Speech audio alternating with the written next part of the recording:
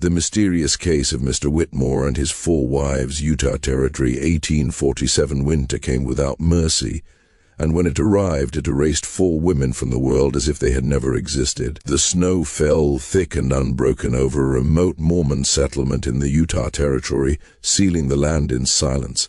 When the storms finally eased, there were no tracks leading away from the Whitmore cabin. No marks of boots, no sign of a sled, no disturbed drifts. 4 wives were simply gone. Their husband, Ezekiel Whitmore, stood before the community with calm eyes and claimed they had journeyed east to visit family. It was a lie so fragile it should have shattered instantly. No one traveled during that winter. No one survived it unprepared. And yet the lie was accepted, folded into official records, then locked away where questions could not follow. For decades, the truth slept beneath timber and stone, guarded by faith and fear. It remained buried until the year construction workers broke ground for a new meetinghouse and struck something that did not belong to the earth.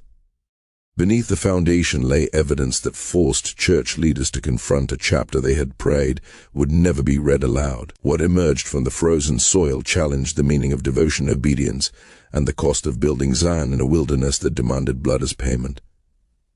Utah in the late 1840s was a place of vision and desperation. When Brigham Young first surveyed the Salt Lake Valley and proclaimed destiny, he was gazing upon isolation itself.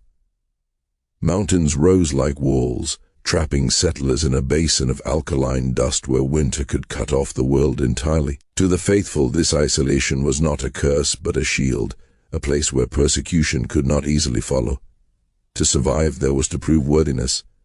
To fail was to fall away from God. Ezekiel Whitmore arrived with the second wave of pioneers, too late for safety and too early for comfort. Supplies were thin, shelters unfinished, and winter already whispered through the canyons. He was a carpenter by trade, a convert by conviction, and a man who spoke little while listening carefully. What made him remarkable was not his skill with wood, but the family that followed behind him. 4 wives walked beside his wagon, bound to him through the secret doctrine of plural marriage, a practice spoken of in hushed tones yet enforced with absolute seriousness.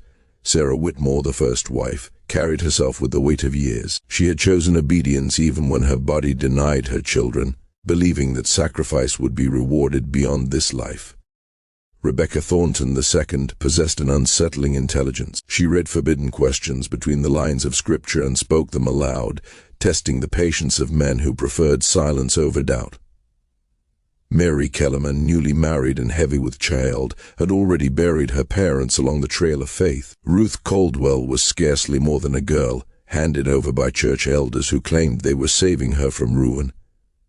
Their cabin stood alone near Mill Creek, far from the watchful comfort of neighbors. Ezekiel said the land promised water and harvest, but the isolation suited him too well. He built the cabin strong, dividing its interior into separate rooms as doctrine required. Thick logs, tight joints, a stone base that pressed deep into the earth. It was a fortress against winter, and later a tomb of secrets. In autumn, Ezekiel worked with manic resolve, as though racing an unseen clock. Sarah organized stores with ritual precision. Rebecca kept records and taught herself healing, sensing that no help would come if disaster struck. Mary moved slowly, weakened by pregnancy and grief, while Ruth watched everything in silence, her youth already worn thin by loss. To outsiders, the household appeared orderly, devout, and unremarkable. Inside, tension coiled like a living thing. When the snow began, it did not stop. Weeks passed, then months. The world shrank to the cabin walls and the sound of wind clawing at the roof. Neighbors later recalled smoke rising from the chimney well into the winter. Ezekiel was seen in town alone, his face drawn but composed. He said his wives were resting. He said God provided. Then one morning the smoke stopped. By spring, the cabin stood silent. Ezekiel told church leaders his wives had left eastward, guided by revelation. The claim defied reason, yet no one pressed him. Questions were dangerous in a community built on obedience. Records were amended. Doubt was buried alongside the snowmelt. Ezekiel remarried within the year and moved closer to the settlement, carrying his silence with him. Time passed. Generations grew. The story faded into rumor, then nothing at all, until the ground was opened. What the workers uncovered beneath the old foundation was not decay but preservation. Cold and soil had kept bones aligned, secrets intact. 4 sets of remains lay where rooms had once stood, arranged with grim intention, signs of restraint, blunt force, evidence of ritualized death that spoke not of mercy but control. The discovery spread like rot through the leadership. Files were opened, names were read aloud for the first time in decades. Faith trembled. The official explanation never satisfied. Accidents were suggested, illness, misfortune. But the arrangement of the bodies told another story, one of authority twisted into entitlement, of doctrine weaponized in isolation. Ezekiel Whitmore had not lost his wives to winter. He had taken them one by one in a place where God's silence could be mistaken for approval. Some say Ezekiel believed he was purifying his household. Others whisper that Rebekah's questions marked them all for punishment. There are those who claim the cabin was cursed long before the first snow fell. What is known is this: when the truth surfaced, it did not free the dead, it only reminded the living that some foundations are built over screams. Even now, locals avoid the sight. They say the ground never fully thaws. They say voices rise when snow begins to fall, 4 whispers carried on the wind, calling a name that history tried to erase. In the gospel of the haunted, such stories do not rest quietly. They wait. And when uncovered, they remind us that faith, when sealed too tightly, can become a coffin. He welcomed them with a smile that never quite reached his eyes, a brittle politeness stretched thin by nerves he could not fully hide. When asked about his wives, his answers shifted like drifting snow, never settling into the same shape twice. What had once been a simple explanation now felt rehearsed and unstable, as if each word were chosen to conceal rather than clarify. Inside the cabin, life appeared orderly, even abundant. Mary, heavy with child yet relentless in her duties, had mastered the art of preservation, filling shelves with jars of dried fruit and carefully stored vegetables, enough to defy the coming winter. Ruth, the youngest, moved with tireless resolve, lifting, chopping, hauling, her small frame driven by a bright optimism that seemed almost forced, as though she were daring the darkness to notice her fear. By the time December settled over the valley, the Whitmore household was spoken of as an example of quiet success. Records from the settlement describe Ezekiel's regular journeys through the snow, trading goods, attending meetings, presenting himself as a man favored by providence. Visitors who passed through the isolated cabin reported 4 women in good health, neatly clothed, their interactions so calm and unified that it silenced the usual gossip surrounding plural families. To many, they appeared blessed. To some, they appeared rehearsed. When Bishop William Curtis called upon the cabin in early winter, he left with words of praise written carefully into his official journal. He described harmony, order, and prosperity, a household aligned with divine principles, yet those public words concealed a deeper unease. In a private diary never meant for communal eyes, he confessed a lingering discomfort. The women moved together too fluidly, he wrote, as if guided by a single will. They finished one another's thoughts, turned their heads at the same moment, stood and sat in near-perfect unison. It was less like a family and more like a performance, carefully practiced behind closed doors. There were marks as well. Small, precise cuts circled their wrists, identical in size and shape. Each woman offered the same explanation with the same tone: kitchen mishaps, nothing more.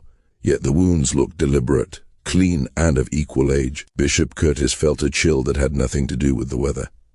He prayed that night for clarity, but sleep came only in fragments, filled with images of hands bound together and voices whispering the same prayer in perfect sync. That winter proved merciless. Snow began its long siege before the middle of November and refused to release the land until spring's reluctant arrival. The cold sank far below reason, and the wind roared across the valley like a living thing, striking with enough force to stagger men from their feet. In the heart of the settlement, families endured through shared labor and support. In the outlying cabins, survival depended on preparation and silence. The final moment anyone could confirm seeing all 4 Whitmore women alive came shortly before Christmas. Hunters from the settlement passed near the cabin and noticed smoke rising steadily from the chimney. Sarah and Rebecca appeared at the door, accepted a gift of fresh venison, and spoke politely, their smiles fixed and restrained. When invited to send someone back for Christmas worship, they declined. explaining that their family intended to observe the holy day alone. Their voices carried warmth, but their eyes remained distant, as if already turned inward. After that, the world closed around the can. The first ripple of alarm surfaced in early January, when Ezekiel arrived at the settlement seeking a private meeting with Bishop Curtis. Those who saw him barely recognized the man. His clothing hung loose and dirty, his beard wild, his posture bent under an invisible weight. His eyes held a hollow intensity, the stare of someone who had watched something irreversible unfold. Behind closed doors, he spoke of revelation. Sarah, he said, had been called east to tend to a sick sister in Missouri. The calling was urgent, irresistible. She could not wait for spring. The bishop listened, and doubt grew heavy in his chest. Sarah had never mentioned a sister. No travelers crossed the mountains in midwinter. When questioned, Ezekiel's account began to unravel. The travelers became missionaries. Then they became seasoned frontiersmen who knew secret paths through snow and stone. His hands shook as he spoke, his gaze darting toward the door, his voice rising and falling with erratic fervor. Most troubling was his insistence that the bishop must not visit the cabin. The remaining wives, he claimed, were undergoing a sacred purification that demanded absolute isolation. Official notes recorded the conversation with restraint. The private diary did not. There the bishop confessed his fear that Ezekiel's talk of revelation masked something profane and violent. He wrote that the man's demeanor spoke not of sorrow but of guilt, and that his words clashed with both reason and season. Weeks passed. Then Ezekiel returned. This time his news cut deeper. Rebecca, he claimed, had also departed eastward, called to serve as a teacher in a distant mission school. Again she had left with travelers. Again she had taken only what was necessary. The bishop pressed him, demanding to know who these travelers were, how they moved through a land locked in ice. Ezekiel answered with tangled references to divine mystery and trials meant to test faith. His voice cracked. His eyes avoided the bishop's gaze. When Bishop Curtis insisted on visiting the cabin, Ezekiel's composure shattered. He claimed Mary and Ruth were gravely ill, burning with fever, unable to receive visitors without risk of contagion. He promised to bring them to the settlement once they recovered. The words rang false. Suspicion hardened into resolve. In early February, the bishop gathered 5 men and set out through the snow. The journey, though short in distance, felt endless. Wind lashed their faces and drifts swallowed their boots. When the cabin finally emerged from the white expanse, it looked smaller than remembered, crouched beneath the sky like something ashamed of itself. They knocked. No voices answered. The door opened at last, and Ezekiel stood alone inside. A small fire flickered in the hearth, weak and insufficient, casting long shadows that clung to the walls where lives had once moved. The air felt stale, heavy, as if the cabin itself were holding its breath. The men stepped inside, unaware that they were crossing a threshold not just of wood and stone, but of truth long denied. And somewhere beneath their feet, the earth waited, patient and cold, keeping secrets it would one day refuse to hold any longer. He spoke with practiced certainty, insisting that Mary and Ruth had regained their strength and chosen to follow the others eastward. According to him, they had departed only days earlier, escorted by hardened trappers who had sworn to guide them safely back towards civilization. His voice carried confidence, yet it felt borrowed, as though he were repeating words learned by rote. When the bishop asked to see the women's belongings, Ezekiel led them through the cairn, room by room, gesturing towards spaces that had been stripped bare. Clothing was gone, books had vanished, small personal treasures were missing, and yet the heavier things remained untouched. Tables stood where they had always stood. Cooking pots still hung in place. Tools rested quietly as if waiting for hands that would never return. It was not the absence that troubled the bishop most, but the carelessness of it, the way a permanent departure should have uprooted everything, not merely the lightest pieces of a life. Behind the cabin, the ground told its own story. The earth was scarred and uneven, its frozen surface broken and refrozen again, as though someone had fought it repeatedly. Ezekiel claimed he had begun enlarging the root cellar in preparation for the next winter, a statement that rang hollow against the scale of the disturbance.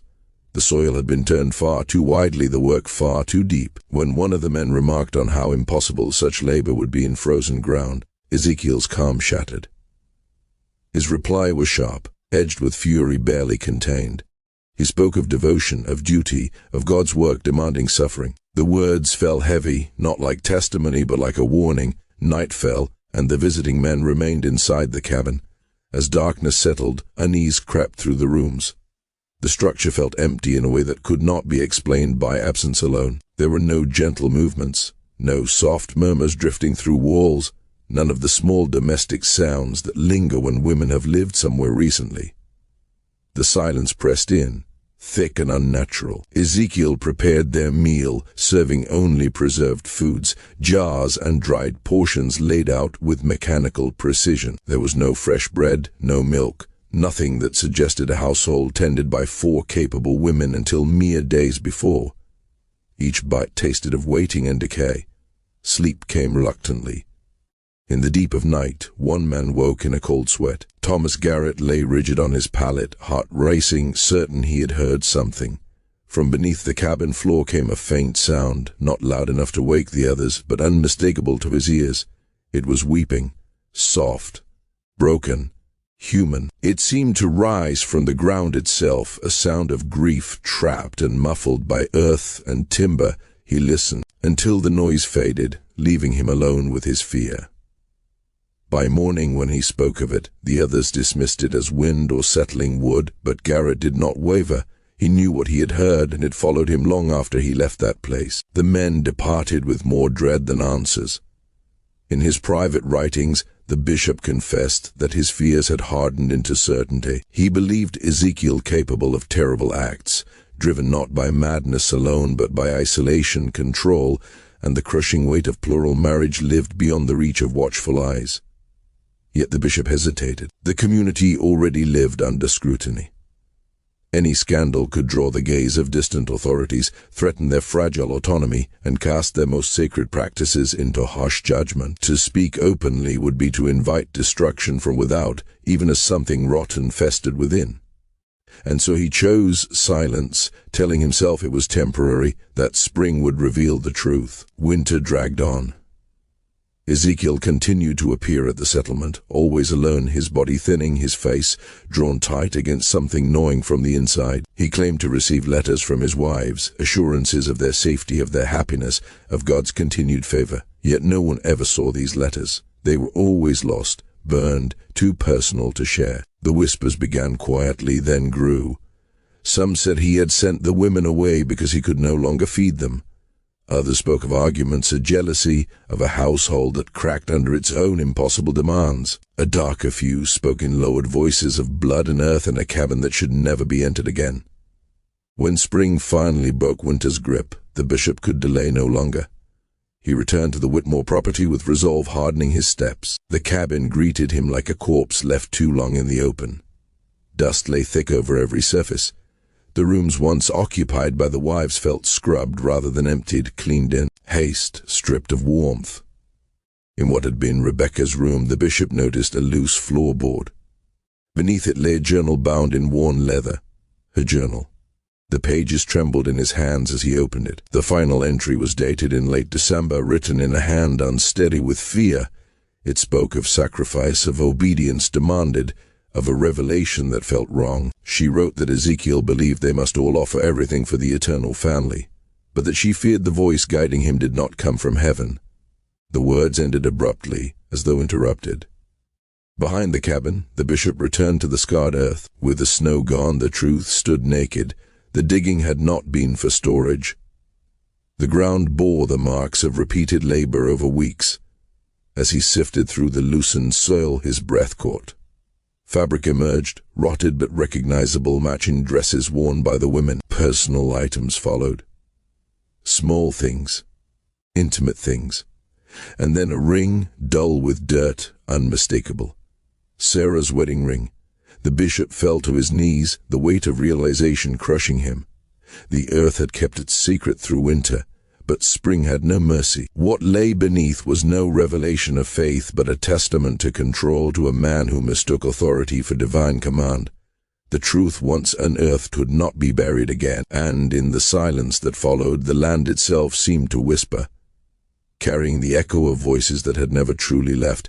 waiting for someone brave enough to listen. The bishop's unease deepened as he searched the land beyond the cabin, where the ground seemed to remember what men tried to forget.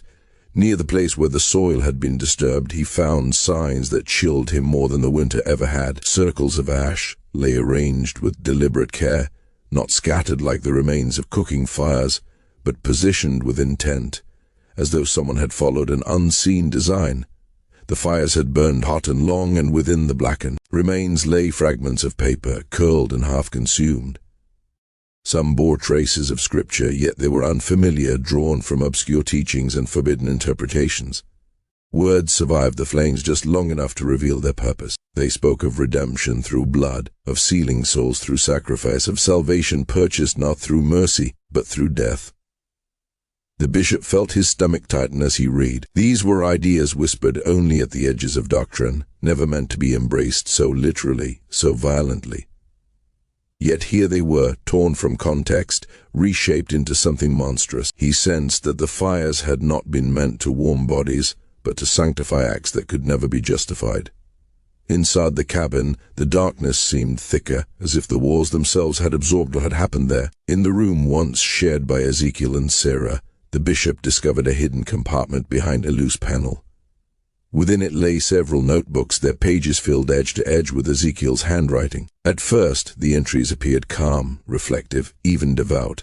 He wrote of obedience, of consecration, of surrendering earthly attachments. But as the pages continued, the words twisted. His devotion sharpened into fixation. He described a belief he called the final offering, the idea that God demanded not only possessions and comfort, but breath itself. Life, he claimed, was the last thing that must be laid upon the altar. The notebooks revealed a man slipping deeper into certainty without restraint. Ezekiel wrote of studying rare texts, of praying until visions overtook him, of being shown scenes of eternal glory reserved for those who proved their faith beyond doubt. Again and again he returned to the same conviction. His family had been chosen. His wives had been sent to him not merely as companions, but as vessels for a sacred purpose. The later entries were frantic, the handwriting jagged and uneven. He spoke of innocence willingly offered, of blood binding souls together forever. Each sentence felt less like testimony and more like confession. When the bishop finished reading, his hands shook. The meaning was unavoidable.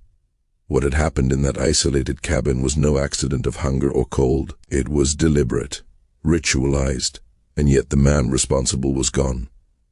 Ezekiel Whitmore had vanished into the vastness of the western wilderness, a place wide enough to swallow guilt whole.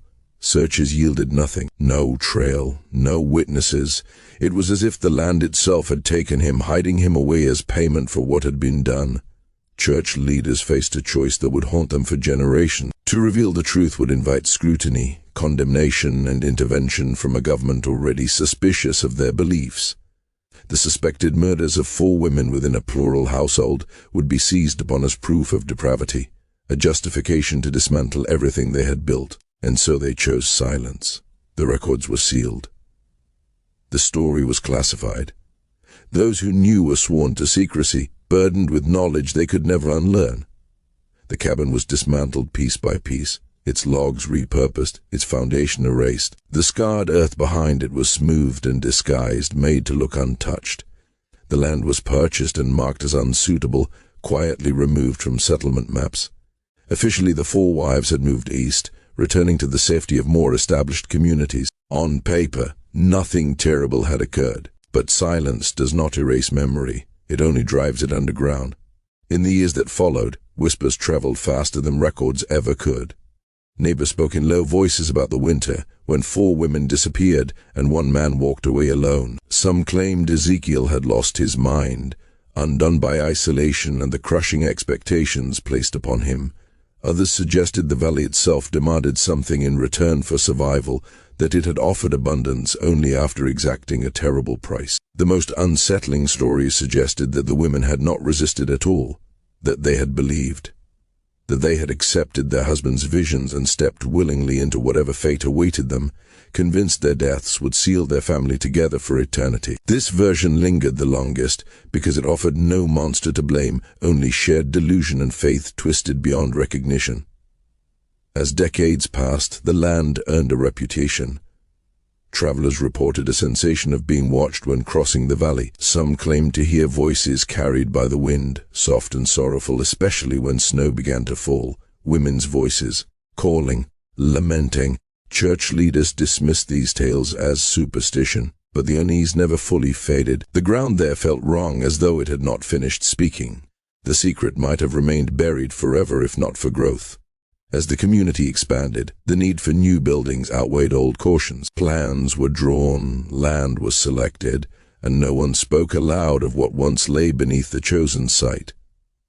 A new Meetinghouse was approved in the Mill Creek area, its location praised for being level and central, its history conveniently forgotten. On a clear autumn morning many decades later, construction began.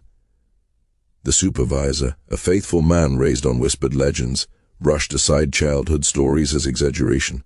Machinery tore into the earth, cutting through layers of soil that had rested undisturbed for generations.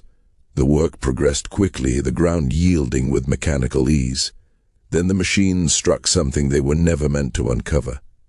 What surfaced from the soil would force the church to confront the truth it had hidden so carefully. It would reveal that the winter of isolation had been far more horrific than anyone had dared to admit. And once again, the land would refuse to keep its silence, releasing what it had guarded for so long, reminding all who listened that some sacrifices echo forever, and some secrets are too heavy for the earth to bear. For the first days, the earth yielded nothing more than harmless relics, fragments of rusted iron and forgotten horse shows that whispered of grazing animals and ordinary labor. The crew worked with steady rhythm, laughter occasionally breaking the quiet, unaware that the ground beneath them was only pretending to be empty.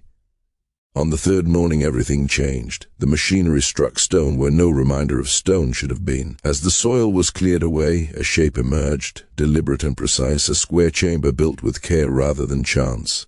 Carefully fitted rocks formed its walls, sealed above by a single flat slab, as though someone long ago had intended it never to be opened again. When the stone was lifted, the air seemed to shift. What lay inside was not decay, but order. 4 collections of clothing rested within, each arranged with reverence. Dresses folded neatly, shoes aligned, personal items placed beside them as if awaiting return. Combs, mirrors, small tokens of daily life, and beside each set a leather purse, dry and intact, containing papers that bore names once erased from history. Sarah, Rebecca, Mary, Ruth. Their identities rested together in the dark, preserved not by accident, but by intention. The discovery halted the work at once. Brother Morrison stood frozen, his breath shallow as realization settled over him. These were not lost belongings, they were offerings. He sent word to the local bishop, who arrived pale and shaken, and then to higher authority. By nightfall, men from Salt Lake City stood at the edge of the excavation, their faces drawn tight by knowledge carried silently for generations. Among them was Elder James Tanner, a man granted access to histories never spoken aloud. As he examined the documents, his expression hardened. The papers confirmed what had lived only as rumor. Letters lay folded within the chamber, written in careful hands, composed not as cries for help but as farewells. Each woman had written knowing she would not be read again by those she loved. The words did not speak of fear, they spoke of calling. Sarah's letter was measured and grateful, thanking divine providence for selecting her to take part in a sealing that would bind her family beyond death. Rebecca's words were dense with doctrine, weaving obscure beliefs into a terrifying logic. She wrote of innocence sanctified through blood, of doors to celestial glory opened by willing submission. Mary's letter broke even the most disciplined composure. She wrote of her unborn child, of believing that 2 lives offered together would shine brighter before God. Ruth's message was brief, tender, almost joyful, filled with love and anticipation of joining her eternal family through the most sacred act she could imagine. What chilled the men reading those letters was not violence but consent. These women had not been dragged into darkness. They had stepped forward, guided by faith, twisted into absolute obedience. The realization struck deeper than murder ever could. It meant Ezekiel Whitmore had not merely killed his wives. He had reshaped their beliefs until sacrifice felt like salvation. Construction ceased immediately. Orders were sent to retrieve sealed records long buried in archives. When the files were opened, They revealed the full weight of what had been hidden. Bishop Curtis's investigation notes detailed suspicions far greater than anyone had known. Ezekiel's writings hinted at correspondence with others who shared his revelations. He was not alone in his certainty. He was not alone in his madness. Among the documents lay a letter intercepted years after the disappearances, addressed to Ezekiel at a distant mining camp. Its author signed only with initials. The language was coded, but unmistakable. It spoke of work completed, of sealing accomplished according to the pattern revealed. It praised others who had fulfilled their obligations with equal devotion. The implication was unmistakable. There had been a circle, a quiet fellowship bound by the belief that ultimate faith demanded ultimate loss. As Elder Tanner's team combed through early records, a pattern emerged that could no longer be denied. Scattered across the young settlements were reports of vanished family members, strange departures, sudden callings eastward that defied season and reason. Names appeared, then disappeared again, written off as migration, misfortune, or God's will. Taken together, they formed something far darker. A trail of absence stretching across years, families left with fewer voices at their tables, explanations accepted because questioning faith felt like betrayal. The realization settled like a curse. The Whitmore tragedy was not an anomaly. It was a symptom. As the investigation deepened, the land itself seemed to respond. Workers nearby reported feeling watched. Tools went missing only to reappear where they had been left. At night, wind moved through the valley with a sound like murmured prayer. Some swore they heard women singing low and sorrowful, harmonies carried just beyond understanding. The Meetinghouse plans were abandoned. The site was closed. Once again, the earth was asked to hold what humans could not face. But the truth, once uncovered, does not return quietly to sleep. The letters, the chamber, the evidence of shared belief forced a reckoning long delayed. Faith, it seemed, had been pushed beyond devotion into something hollow and dangerous. Obedience had become a blade sharpened by isolation. And love, distorted by fear of damnation, had led people willingly into the grave. Even now, when winter descends and snow smooths the land into silence, there are those who say the ground remembers. They say the wind carries fragments of promises made long ago, vows spoken with trembling hope. In the gospel of the haunted, such stories do not fade. They linger in soil and stone, in whispers and warnings, reminding us that belief without mercy can demand everything, and that some sacrifices never end, echoing through time, waiting for the next soul willing to listen. The deeper Elder Tanner's team dug, the more the darkness revealed itself, not in shadow, but in certainty. At first the report seemed isolated, whispers filed away as eccentric claims of revelation. Men, devout and respected, had written that they were commanded by God to allow wives and children to depart for spiritual purposes, departures that could never have occurred without collusion and careful planning. Alone, each case could have been dismissed, but seen together, the pattern was unmistakable, a network, a secret covenant of men convinced that they were enacting God's will through acts that no ordinary conscience could endure. The victims were nearly all women, children, those who could be molded and persuaded to trust the invisible hand of heaven. The perpetrators were men of prominence, leaders in their local congregations, known for zeal and unwavering commitment. Letters between them revealed the horrifying framework of their faith.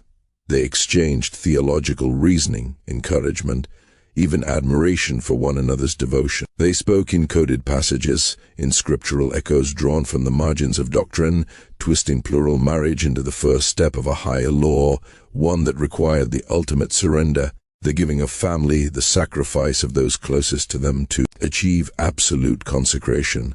They believed themselves pioneers of a devotion so rare, so elevated, that only the faithful will one day recognize its necessity, a form of celestial perfection so secret it only exists in shadows. Elder Tanner realized the conspiracy had reached across the territory. Men of influence, some holding significant positions within the church, had coordinated, shared information, reinforced each other's beliefs, and validated acts of unthinkable devotion. The group had eventually drawn scrutiny by the mid-1850s, leading to a quiet purge, some removed, others fleeing to the remote wilderness.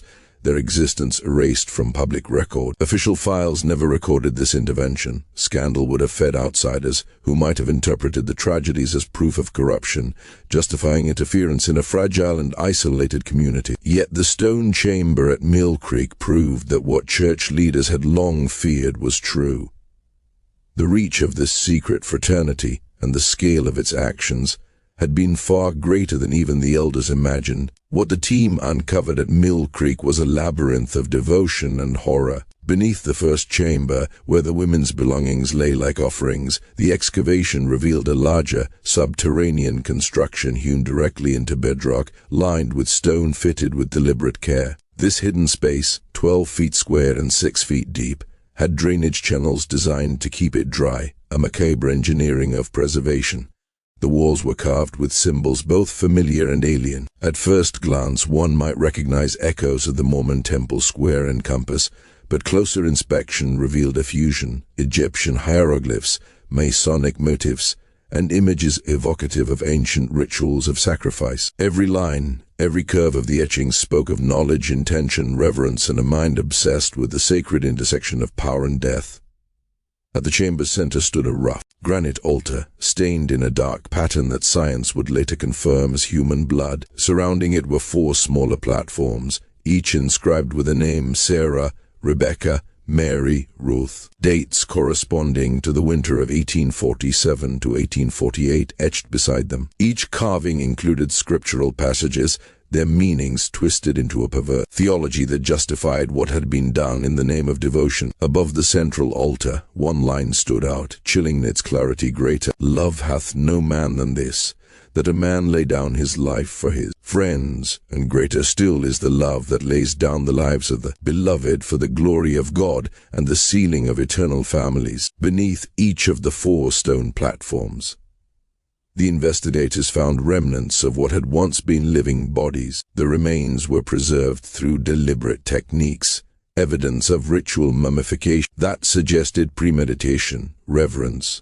and horror in equal measure. Here lay the culmination of belief twisted into action, women who had walked willingly into death, convinced it was sanctified, elevated into eternity by a doctrine of obedience, so absolute it left no room for doubt. The alignment of the chamber, the precision of the carvings, the care in preservation, all suggested that the perpetrators viewed their acts not as murder, but as sacred ordinances, as documentation of ultimate faith. The implications were staggering. What had begun as a tragic story of a single family became the revelation of a network, a secret culture of devotion hidden in plain sight, whose consequences stretched across years, communities, and generations. Faith had been weaponized, devotion transformed into a mechanism for control, and love twisted into the ultimate instrument of death. It was a lattice of certainty, one that required sacrifice at its core and demanded witnesses in silence. Elder Tanner and his team stood in the cold subterranean chamber, the air heavy with the weight of history. They felt the deliberate stillness of the space, the patient endurance of stone and earth holding truths too terrible to leave exposed.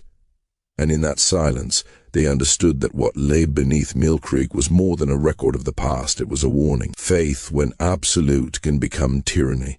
Obedience, when unquestioned, can demand what no human heart is meant to give.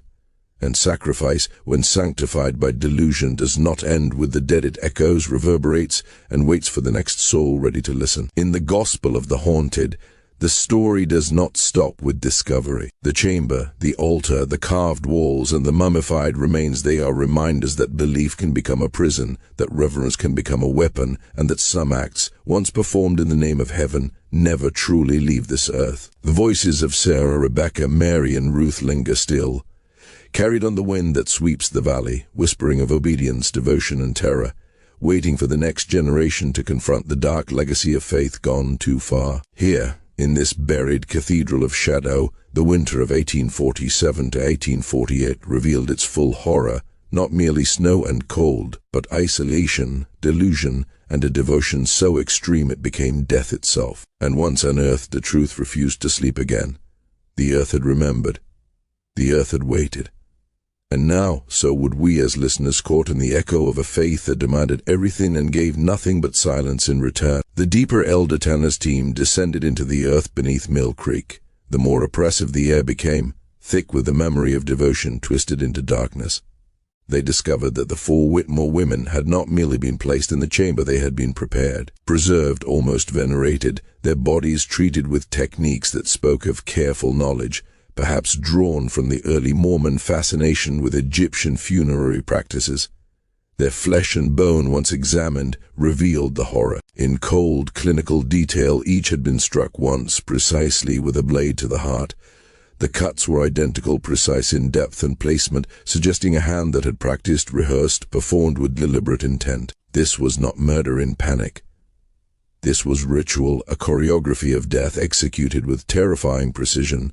Even more unsettling was the evidence that preceded their final moments. Each woman had been clothed in ceremonial garments, robes of white, adorned with symbols of faith, personal items imbued with spiritual meaning carefully sewn or attached. These garments had been prepared over time, with meticulous attention, demonstrating that the perpetrators, and perhaps the victims themselves, had viewed the act not as crime, but as a sacred ordinance. The robes were not simply clothing. They were declarations of obedience, banners of faith twisted into service of the unthinkable. Elder Tanner and his men slowly came to understand that the deaths of Sarah, Rebecca, Mary, and Ruth had likely been voluntary in intent, though horrifying in execution. The women had participated in ceremonies they believed would ensure eternal salvation, their final breaths offered as proof of unwavering devotion. The ritual had been carried out over weeks, each act measured, sequenced, deliberate, each death a component of a larger cosmic design. Around the chamber, stone tablets had been placed in niches carved into the walls, inscriptions detailing the ceremonies in excruciating minutiae. The tablets recorded the women's last words, their expressions of faith, gratitude, and acceptance, each sentence a haunting testament to minds convinced of divine purpose. The carvings also referenced the broader enterprise, the secret society that guided these acts, invoking a pattern revealed from on high that dictated every step. The Whitmore tragedy was no isolated event. It was a node in a wider network of ritual devotion, a template for a doctrine of absolute consecration. The chamber itself was not a single-use grave, but a permanent, meticulously constructed space for repeated ceremony. Drainage systems, preservation techniques, preparation areas, storage spaces for garments, and ritual implements all indicated a facility designed for continuity, for repetition. And as the team delved further, evidence emerged that other victims had passed through its stone corridors. Names carved into the walls suggested at least 8 more lives had been sealed there between 1848 and 1855, drawn from other families that had vanished under eerily similar circumstances. The pattern became undeniable. This secret group had orchestrated a decade of ritual killings, constructing a theology that justified the ultimate act of obedience, the taking of life for spiritual ascent. Their records indicated careful planning, meticulous record-keeping, and systematic organization. Each act, each death, was catalogued and rationalized, all under the guise of eternal devotion. Some members had occupied positions of power within the church, using authority to select victims, conceal activities, and manipulate doctrine to ensure compliance. Faith had been weaponized. Obedience had been transformed into ritualized death. Elder Tanner realized that he was not simply uncovering crimes. He was witnessing a conspiracy embedded within the foundations of the early church, a hidden order whose influence had been underestimated for decades. The implications were staggering. Dozens, perhaps scores, of lives had been sacrificed under a warped interpretation of devotion. The chamber at Mill Creek were only the beginning, a singular point in a web of terror carefully hidden beneath the veneer of faith. The choice before Tanner and his superiors was stark: reveal the truth and risk shattering the public's trust, or bury it once more and allow the shadow of these deeds to persist unacknowledged. And then they found the passage. Concealed behind a false wall in the main ritual chamber, a narrow corridor led downward, plunging deeper into darkness than any had imagined. The construction was careful, deliberate, designed to remain hidden. Tanner understood immediately this lower chamber would reveal the true extent of the conspiracy, the identities of its leaders, and perhaps the culmination of decades of secret devotion transfigured into death. The earth had been holding this story for over 70 years patiently, like a waiting sentinel, As they prepared to enter the passage, the weight of the centuries pressed against them. The silence was complete and natural, as if the very soil were warning intruders to turn back. Every step forward echoed with the presence of lives once lived, of obedience turned to horror, of faith that demanded the unthinkable. In the Gospel of the Haunted, stories such as this do not remain buried, even when human hands attempt to conceal them. They linger in the stone, in the soil, in the air that chills the spine, waiting for the next witness to bear their witness. Here, in this hidden underworld, devotion had crossed the threshold into atrocity. Rituals had been perfected, theology weaponized, and innocence sacrificed for the promise of celestial glory. The air smelled of earth, dust, and the memory of lives offered willingly, yet fatally. Tanner's team understood that what lay ahead in the deeper chamber would demand courage not only to face, but to comprehend the reality of a conspiracy that had turned the sanctity of family into instruments of a hidden, terrifying faith. And so they moved forward, torchlight flickering against the carved walls, into the abyss of secrecy and reverence intertwined, into the place where obedience had become death and faith had demanded everything, leaving nothing but silence, stone, and the echoes of lives that would never truly rest. The chamber below the main ritual hall was smaller, tighter, suffused with a weight that pressed against the lungs and whispered of secrets too terrible to name. Every stone had been placed with exacting care, the walls carved with symbols that blended Mormon imagery with foreign scripts, and the ceiling arched with precision, as though the builders understood engineering in ways that far exceeded necessity. This was no mere hiding place. It was the sanctum, the heart of a clandestine order that had for decades shaped devotion into something unrecognizable, something lethal. At the center of the room stood a stone table, its surface engraved with meticulous detail. Maps of Utah spread across it like a web, each settlement marked, each household noted, its occupants scrutinized for suitability in the order. As chilling work, families were evaluated for isolation, for faith, for absence of witnesses who might question a sudden disappearance. And there, scrawled alongside the maps, were instructions, criteria, rituals, everything needed to convert obedience into mortal sacrifice. The stone table was a blueprint of terror, a plan etched in rock for the carrying out of a theology that had no mercy. Among the most horrifying discoveries were tablets carved with a full doctrinal framework, revealing the mastermind behind the order, Jeremiah Blackwood. He claimed a direct connection to Joseph Smith, visions whispered in secrecy, guidance given to establish what he called the Order of Eternal Sacrifice. The tablets recounted his presence at Smith as private counsels, and the way he had twisted the teachings of eternal families and celestial marriage into a test that demanded everything, including life itself. Blackwood's instructions were precise: identify families whose devotion was unquestionable, whose isolation made them vulnerable, whose structure could conceal disappearances without raising suspicion. Polygamous households were especially sought, their complex arrangements offering cover for the disappearance of one or more members. Ezekiel Whitmore had been chosen with care.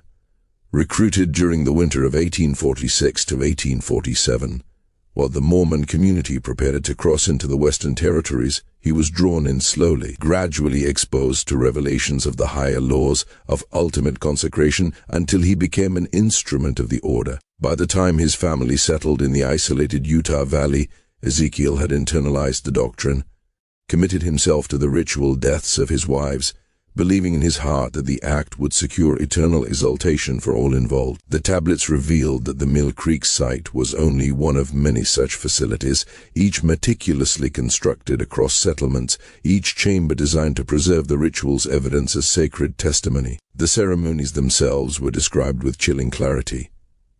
Weeks of preparation, theological instruction, prayers, and ritual observances culminated in deaths understood not as tragedy, but as divine fulfillment. The Whitmore women had spent their final days in devout preparation, writing letters to loved ones they would never see again, crafting ceremonial robes, and readying themselves for what they believed was their highest calling. Sarah's ceremony began on December 20th, 1847. The others followed in sequence, Ruth concluding the cycle in mid-February. Each step of the process was recorded on stone, each moment of faith immortalized in ink and chisel, including the encouragement they offered one another, the shared fervor that bound them together even in the approach of death. The most unsettling revelation was the women's willing participation. They were not merely victims but collaborators in their own sacrifice, convinced that the shedding of their lives would seal the eternal fate of their family. Their words, preserved in carved tablets, revealed discussions of faith, expressions of gratitude, and excitement for the glory they would attain. The horror was not only in the methodical execution but in the certainty and devotion with which it was carried out. Beyond the Whitmore women, the tablets hinted at a vast expansion plan, dozens of families targeted, ritual sites mapped across the Western Territories, every detail accounted for, every potential participant categorized. The order had believed that their practices were sacred, that their understanding of eternal law would one day be vindicated, and that their actions, however horrifying, were essential for the ultimate salvation of their communities. Each site, each ritual, each death was a step toward the realization of Blackwood as vision, a network of obedience, secrecy, and devotion entwined with mortality. Elder Tanner, as team, felt the weight of it all as they explored the chamber, a gravity that seemed to pulse from the walls themselves. The air was thick with centuries of intent, the silence vibrating with the echo of ceremonies long concluded, of lives surrendered in faith, of theology transformed into instruments of death. The Mill Creek chamber was not an anomaly, it was a nucleus, the tip of an iceberg of devotion twisted into darkness, proof that belief, when manipulated, could demand the unimaginable. As they traced the carvings, examined the maps, and read the stone tablets, the team understood that what they had uncovered was more than history. It was a warning. The order had been real. The sacrifices had been carried out. Faith, once pure, had been weaponized, and generations had been shaped by a doctrine that elevated obedience above life itself. In the silence of that underground chamber, the shadows of the Whitmore women lingered, their devotion immortal, their sacrifice unending. In the gospel of the haunted, such revelations do not fade with time. They resonate in the soil, in the stone, in the faint echo of prayers turned to ritual, in the stillness that watches and waits. Here, belief had demanded everything and had delivered only death. And as Tanner and his team gazed into the inner sanctum, torchlight trembling over the carved walls and mapped territories, it was clear that some truths refuse to remain buried, that the earth itself remembers, and that the shadows of the past are patient, relentless, and eternal. The Mill Creek site was quietly abandoned, the earth sealed over, the chambers filled with concrete, as if the very land itself had been commanded to swallow the horrors that had taken place beneath its surface. And yet, even as the soil closed over the stone sanctuaries, the tablets remained, silent witnesses to the darkness that had once thrived in the hidden corners of devotion. They told the story of why the order of eternal sacrifice had finally faltered, why the current of fear and ritual had been stilled in the mid-1850s. Church authorities, perceptive to a pattern that had gone unnoticed for years, had launched a covert investigation. At its helm was Brigham Young, a leader keenly aware that the order posed a threat not only to lives but to the survival of the fledgling Mormon community in Utah. The response had been swift, precise, almost surgical in its execution. Known members were quietly excommunicated, driven from the territory, while others were relocated to isolated settlements where their zeal could be monitored, contained. Ritual chambers were sealed, destroyed, or buried beneath the indifferent earth. Records of the purge were locked away, classified to prevent the public from learning of the conspiracy that had turned faith into murder. Jeremiah Blackwood himself had vanished during this crackdown, slipping westward into California, leaving behind whispers of continued influence of secret gatherings in mining camps and frontier outposts, though these reports could never be confirmed. Yet even in his disappearance, the tablets carried Blackwood's final message, a chilling testament to his conviction. Written just before he vanished, it prophesied that the order's acts would one day be revealed as divinely sanctioned, that the ultimate test of faith demanded secrecy, persistence, and devotion beyond mortality. He instructed followers to preserve their records, to continue in shadows until the time of public revelation arrived. Reading these words, Elder Tanner's team understood the gravity of what they had unearthed, not merely an obscure historical atrocity, but a conspiracy so vast and deliberate that it had infiltrated the highest echelons of church leadership, claiming dozens, perhaps hundreds of lives over nearly a decade. The implications were staggering. How much had leaders known? How much had been concealed? The tablets hinted that some in authority were aware of Blackwood's radical teachings but had acted too late, failing to prevent the construction of a network of secrecy, death, and devotion. And the thought that some cells of the order might have persisted in remote corners of the West, continuing ceremonies far from the eyes of justice, hung like a shadow over every word, every map, every preserved relic of the rituals below Mill Creek. The influence of the order was far broader than anyone had dared imagine, a darkness that had crawled quietly across the early settlements of Utah, touching homes, families, and hearts in ways that only the dead could fully recount. As Elder Tanner compiled his final report, he faced an impossible choice.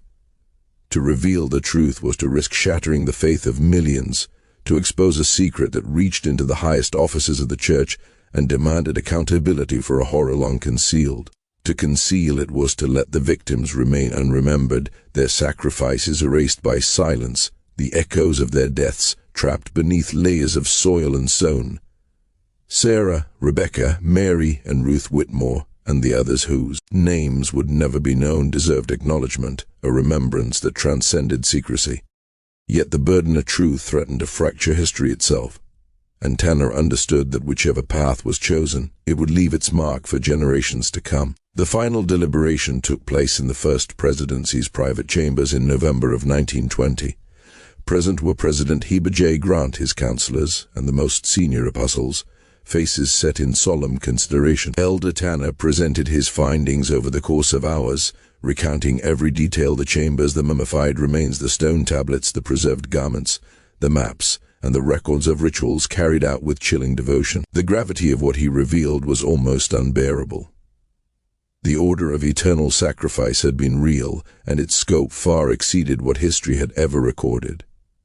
President Grant's decision was precise, measured, yet heavy with consequence. The evidence would be preserved, but hidden, sealed within the church's most secure archives, accessible only to the highest leadership. The victims would be honored quietly, their lives remembered in controlled, private ceremonies, but the broader public would never learn the truth. The horrors of the order, the calculated devotion that had transformed faith into a mechanism of death, would remain in shadow, an unspoken chapter in history. The reasoning was clear. If grim, public revelation would inflame anti-Mormon sentiment, providing critics with ammunition, undermining the faith of countless adherents who had built their lives upon belief and trust. The order had been contained, its members neutralized or exiled, and no immediate threat remained.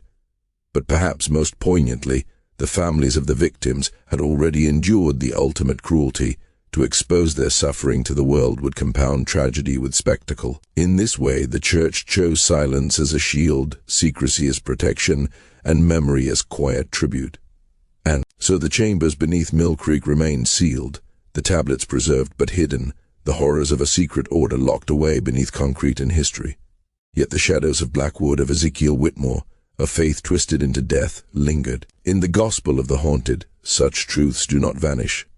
They remain, patient and relentless, echoing through the earth, whispered in wine through the valleys, remembered in stone and soil. Belief can demand everything, and sometimes the cost is eternal. And for those who listen closely, the land still remembers. The sacrifices still speak. The silence itself has a voice. Beneath the quiet streets of Salt Lake City, far from the eyes of ordinary men, the stone tablets and relics from Mill Creek were carried to a secret vault, a place where history itself seemed to shiver. Here they joined other documents deemed too dangerous, too damning for public knowledge. Elder Tanner, tasked with compiling a complete account of the discoveries, knew that every word he wrote would be a covenant of secrecy as binding as any oath he had ever taken. Those who had labored on the construction site, those few who had glimpsed the shadowed truth of the buried chambers, were quietly reassigned, dispatched to distant posts, and compelled to swear never to speak of what they had seen. The official explanation for the delays at Mill Creek became mundane, almost laughably mundane: unexpected geological conditions requiring modifications to building plans. In truth, the land itself had swallowed the secrets, and the church carefully relocated the new Meetinghouse 3 miles away. Completed months later, it served the growing community, unaware of the horrors lying buried beneath the original site. But even as the congregation gathered in innocence above, The tablets whispered of threats that had never fully faded, of an order that may have survived the official purges of the 1850s. Within the inscriptions lay references to Western brothers who had carried the order's teachings far beyond Utah into the transient worlds of mining camps and frontier settlements scattered across California, Nevada, and Colorado. These passages hinted at survival, at the stubborn persistence of belief twisted into violence, suggesting that while authorities had struck decisively, the order had not entirely disappeared. President Grant quietly sanctioned a covert investigation, a shadow war conducted not by missionaries but by operatives skilled in observation and discretion. The results were chilling. 3 previously unknown ritual sites were discovered, abandoned remnants of ceremonies carried out decades after the supposed dissolution of the order. Most disturbing was a chamber near Virginia City, Nevada, used as late as 1875. The evidence implying that the order had adapted to the fleeting populations of mining towns, preying upon the anonymity and mobility of frontier life to continue their deadly work. The order had endured, morphing hidden, a persistent shadow that refused to die quietly. The church faced a dilemma. Any public investigation could expose the conspiracy, inviting scrutiny from federal authorities who might weaponize the revelations against the broader Mormon community. The solution was secrecy, enforced for nearly 20 years, a hidden program tasked with locating surviving cells, monitoring them, disrupting their operations, and neutralizing threats without ever revealing their existence. Church agents moved like ghosts, uncovering the remnants of a conspiracy that had spread across at least 15 sites in the western United States, responsible for the deaths of more than 200 souls between 1847 and 1875. The final cell was dismantled in 1895, not by force, but by strategy. Jeremiah Blackwood himself, aged, living under an assumed identity in a remote Colorado mining camp, was found. Even in his 70s, he had continued the order's grim work, recruiting followers and orchestrating at least a dozen additional ritual killings over the previous decade. His capture, along with the seizure of his records, finally brought an end to the active operations of the Order of Eternal Sacrifice, illuminating the full scope of the conspiracy for the first time. The records revealed an organization far more structured and influential than anyone had imagined, with ties to other extremist groups and a theological reach that extended well beyond Utah into early Mormon thought itself. Yet the church never disclosed these events publicly. The victims, remembered only in quiet ceremonies attended by senior authorities, were honored in secrecy. Their names entered confidential memorial registers, a silent testimony to their suffering, their devotion, and the horror visited upon them in the name of faith. Elder Tanner, who had borne witness to all of this, completed his service with distinction, never revealing a word beyond the closed doors of leadership. He lived until the age of 93, carrying the secret to his grave. His personal papers, sealed upon his death in 1963, made only passing reference to the investigation, noting it as the most arduous of his life, accompanied by a prayer that the victims of such extreme devotion might finally rest in the eternal peace they had sought through unimaginable means. The stone chambers beneath Mill Creek remain sealed to this day. Their contents, silent and preserved, are a testament to a chapter of American religious history so dark that it defies the light of public scrutiny. The truth of Ezekiel Whitmore and his 4 wives, along with the countless other victims of the order, lies hidden in the most secure archives, known only to a select few who bear the burden of this terrible knowledge. And yet, in the stillness of those sealed stones, in the shadows beneath the city, in the whispers that brush against the walls of history, the story persists. In the Gospel of the Haunted, silence is not emptiness. It is remembrance. It is warning. Faith, twisted into obedience beyond reason, can demand every breath, every heartbeat, every life. And for those who dare to listen closely, the earth itself remembers. It remembers the prayers and the screams, the devotion and the terror, the sacrifice and the horror. The victims still speak, though no living ear can hear them, and the shadow of the order endures, a quiet, relentless echo of a belief that claimed far more than anyone could have imagined. The stone waits, the silence waits, and the past, patient and eternal, whispers still. The Mill Creek site, now bustling with suburban streets and the quiet hum of everyday life, hides a darkness that time cannot erase.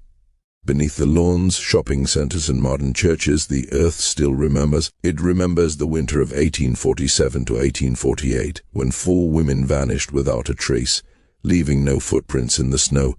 Their lives claimed by a faith so twisted it demanded sacrifice. Ezekiel Whitmore and his wives were swallowed by secrecy, their deaths preserved in shadowed chambers and whispered only in the most confidential records of the church. Modern authorities have debated whether the truth should be told, whether the horrors of the order of eternal sacrifice should be revealed to the world.